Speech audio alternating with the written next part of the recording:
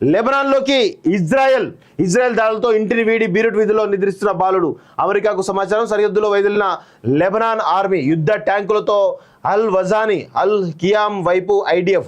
Damascus పై దాడులు. లెబనాన్లో పదుల సంఖ్యలో మరణాలు. ఇజ్రాయెల్ పై ఇరాన్ సిరియా దాడిలోకి అవకాశం. లెబనాన్కు ఐఆర్జీసీ, సిరియాకు హిజ్బుల్లా నాయకులు. ఇరాన్ ప్రేరేపిత ఉగ్రవాదులు మట్టుబెడతాం. నెతన్యాహుకు మోడీ ఫోన్. ఉగ్రవాదానికి చోటు లేదని వ్యాఖ్య అంటూ చూస్తాం. హిజ్బుల్లా అంతమే లక్ష్యంగా కంకణం కట్టుకున్న ఇజ్రాయెల్ సేనలు సోమవారం అర్ధరాత్రి దాటాక లెబనాన్ భూభాగంలోకి చొచ్చుకెళ్లాయి. సోమవారం ఉదయం నుంచే అమెరికా వార్తా సంస్థలు CNN, వాషింగ్టన్ పోస్ట్ తమ ఎడిషన్లో భూతల దాడులకు స్వరం సిద్ధమంటూ కథనాలను అప్డేట్ చేస్తున్న ఇజ్రాయెల్ మాత్రం అర్ధరాత్రి అధికారికంగా నిర్ధారించింది. ముందుగానే హెచ్చరికలు జారీ చేయడంతో లెబనాన్ సైన్యం సరిహద్దుల్లోని రమేష్ అబుషానాన్ ప్రాంతాల్లోని పోస్టులోంచి వెనక్కి వెళ్ళినట్లు లెబనాన్ వార్తాపత్రిక అల్ నహర్ వెల్లడించింది. రాత్రి కడపటి వార్తలు అందేసరికి ఇజ్రాయెల్ డిఫెన్స్ ఫోర్సెస్ యుద్ధ ట్యాంకులతో లెబనాన్లోని అల్ వజాని అల్ ఖియామ్ వైపు దూసుకెళ్తున్నట్టు తెలిసింది.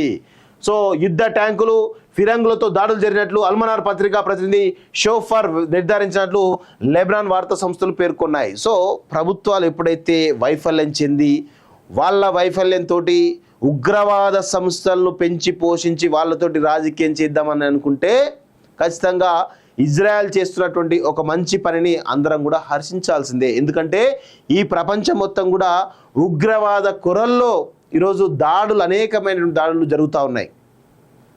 దీనికి అంతటి కూడా కారణం ఏంటి అంటే కేవలం ఉగ్రవాద దాడులు మాత్రమే. ఉగ్రవాద సంస్థలు చేస్తున్నటువంటి ఈ పరిస్థితులు ఏవైతే ఉన్నాయో వీటన్నిటి కూడా మట్టు పెట్టాల్సిన అవసరం ఉంది. ఒక్కసారి ఈ హిజ్బుల్లా లాంటి ఉగ్రవాద సంస్థలకు మట్టు పెడితే ఇక ఏ ఉగ్రవాద సంస్థ కూడా ఉండదు. ఎందుకంటే ప్రజలు కొంతమంది పాలకుల వైఫల్యం వల్ల కొంతమంది ప్రేరేపితం అవుతా ఉన్నారు ఉగ్రవాద వైపు. దానికి పాలకుల నిర్లక్ష్యమే. అంటే వాళ్ళు కూడా ఈ ఉగ్రవాద సంస్థల నిర్మాణంలో భాగస్వాములే అనేది మనకు చాలా స్పష్టంగా అర్థమవుతుంది. అందుకే ఇజ్రాయెల్ చాలా పెద్ద ఎత్తున దాడులు చేస్తూ ఉంది లెబనాన్పై. ఆ భూభాగంలో ఇజ్రాయెల్పై దాడులకు వ్యూహాలు. తాజా పరిణామాల నేపథ్యంలో ఇజ్రాయెల్పై దాడికి ఇరాన్, ఇరాక్, సిరియాలు సిద్ధమవుతున్నట్టు తెలుస్తుంది. ఎవరేం చేసినా ఇజ్రాయెల్ను ఏం చేయలేరు. ఎందుకంటే ఇజ్రాయెల్ దగ్గర ఉన్నటువంటి టెక్నాలజీ, ఇజ్రాయెల్ దగ్గర ఉన్నటువంటి ఒక మేధా సంపత్తి ప్రపంచంలో ఏ దేశానికి కూడా లేదనేది గుర్తుపెట్టుకోవాలి. ఆయా దేశాల ముఖ్య నాయకులు సోమవారం చేసినటువంటి ప్రకటనలు. ఇజ్రాయెల్ ప్రధాని బెంజమిన్ నెతన్యాహు ఇరాన్ ప్రజలను ఉద్దేశించి ఆంగ్లంలో ఇచ్చిన సుదీర్ఘ వీడియో సందేశం కూడా ఈ విషయాన్ని బలపరుస్తాయి. ఇప్పటికే ఇజ్రాయెల్పై 1-2 బాలిస్టిక్ క్షిపణులను ప్రయోగించిన ఇరాక్ నేరుగా కథనాలకు దిగుతామని సూత్రప్రాయంగా వెల్లడించింది. ఇరాన్ వేల మంది రివల్యూషనరీ గార్డ్స్ ఫైటర్లను లెబనాన్కు తరలించింది. మరోవైపు అమెరికా కూడా పశ్చిమాసియాకు ముందు జాగ్రత్తగా అదనపు బలగాలను పంపుతోంది. సో మేబీ ఇది ప్రపంచంలో మూడో యుద్ధం కూడా జరిగేటువంటి అవకాశం అయితే మూడో యుద్ధం కూడా జరిగేటువంటి అవకాశం అయితే కనబడతా ఉంది. మేబీ ఇటు రష్యా వర్సెస్ ఉక్రెయిన్, అదేవిధంగా ఇటు ఇజ్రాయెల్ వర్సెస్ లెబనాన్, ఇరాక్, ఇవన్నీ కూడా మరో మూడో ప్రపంచ యుద్ధానికి సిద్ధమవుతున్నట్టే అనేది చాలా స్పష్టంగా అర్థమవుతుంది. దీనివల్ల ఏమవుతుందండి, ప్రపంచమే మనమే నాశనం అవుతాం. అంటే ఇక్కడ అసలు విషయం గమనించాల్సిందంటే ఈ ఉగ్రవాద సంస్థలు ఏవైతే ఉన్నాయో ప్రజల్ని అనేక రకాల ఇబ్బంది పెట్టే ప్రయత్నం చేస్తూ ఉన్నాయి. సో దీన్ని కట్టడియాల్సిన అవసరం ఉంది. ఎందుకంటే ఇరాన్, ఇరాక్, ఈ ఏవైతే ఉన్నాయో లెబనాన్, సిరియా, వీళ్ళకి మూర్ఖులు వీళ్ళంతా ఉగ్రవాద సంస్థల్ని పెంచి పోషిస్తూ ఉంటారు. వీళ్ళంతా యుద్ధ రంగంలోకి ఇరాక్ అట. ఫైటర్లను లెబనాన్కు తరలించిన ఇరాన్, సిరియా కేంద్రంగా ఏ దేశంలో చొరబడతాం. ఇరాన్ పౌరులను ఉద్దేశించి ఇజ్రాయెల్ ప్రధాని బెంజమిన్ నెతన్యాహు సుదీర్ఘ వీడియో సందేశం లేఖను విడుదల చేశారు.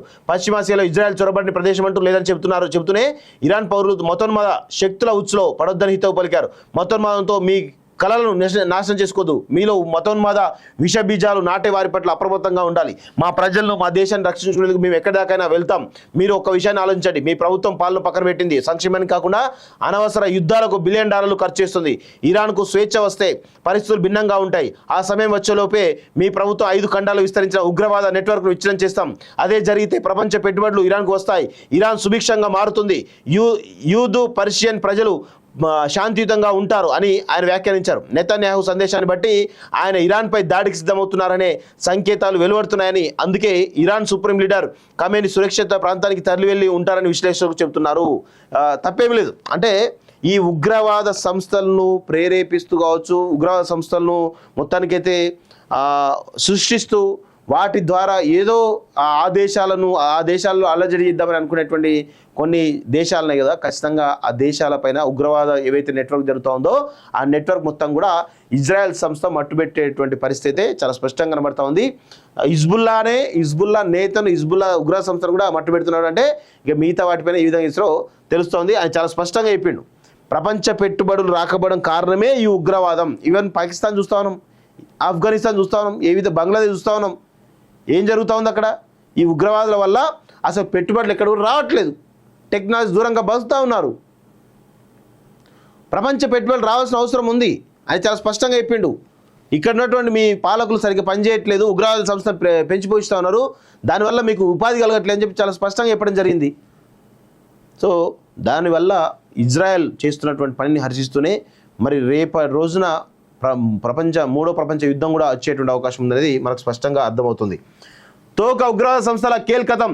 హిజ్బుల్లా హమాస్కు అనుబంధంగా పనిచేస్తున్న 2 ఉగ్రవాద సంస్థలపై మొసాద్ అందించిన సమాచారంతో ఐడిఎఫ్ దాడులు జరిపింది. Popular front for the liberation of Palestine సంస్థ హిజ్బుల్లాకు అనుబంధంగా పనిచేస్తుందని ఐడిఎఫ్ ఒక ప్రకటనలో తెలిపింది.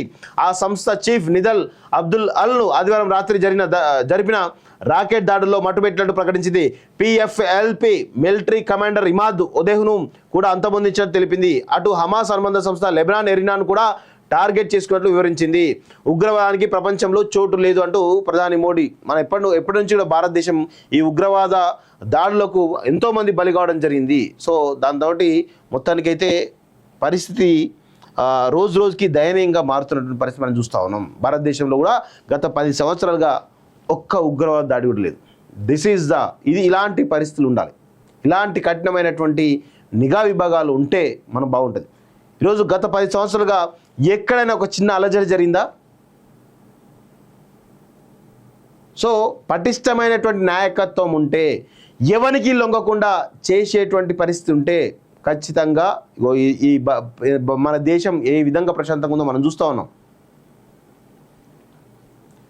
సో ఎవనికో వాని ఓట్ల కోసం వాని ప్రాపకం కోసం పనిచేస్తామంటే కుదరదు. ఇక్కడ ఖచ్చితంగా భారతదేశం గత 10 సంవత్సరాలుగా ఎలాంటి అలజడులను కాకుండా చాలా నిక్కచ్చిగా పనిచేస్తూ ఉంది. ఎలాంటి ఉగ్రవాద దాడులకు కానీ స్కోప్ లేదు ఇక్కడ. కులగణనకు మార్గదర్శకాలు ఎప్పుడు? స్పష్టత కోసం బీసీ కమిషన్ ఎదురుచూపులు. బీసీ గణన సమగ్ర కుల గణన ఆ ప్రకటనలతో సరిపెడుతున్న రాష్ట్ర ప్రభుత్వం బీసీ సంఘాల నుంచి పెరుగుతున్న ఒత్తిడి. కుల గణన కోసమే స్థానిక ఎన్నికల వాయిదా అంటూ చూస్తా ఉన్నాం. సో కుల గణన ఏం జరుగుతుంది? కుల గణనతో జనాభా సంఖ్య తెలుస్తుంది తప్ప పెద్దగా ఒరిగేది ఏమీ లేదు. సరే, కొంత స్థానిక సంస్థల రిజర్వేషన్ పెరుగుతాయి, కాకపోతే అవి కాదు కదా చట్టాలు పాలసీలు రూపొందించేటువంటి పరిస్థితి ఉండాలి బడుగు బలహీన వర్గాలకు. అప్పుడే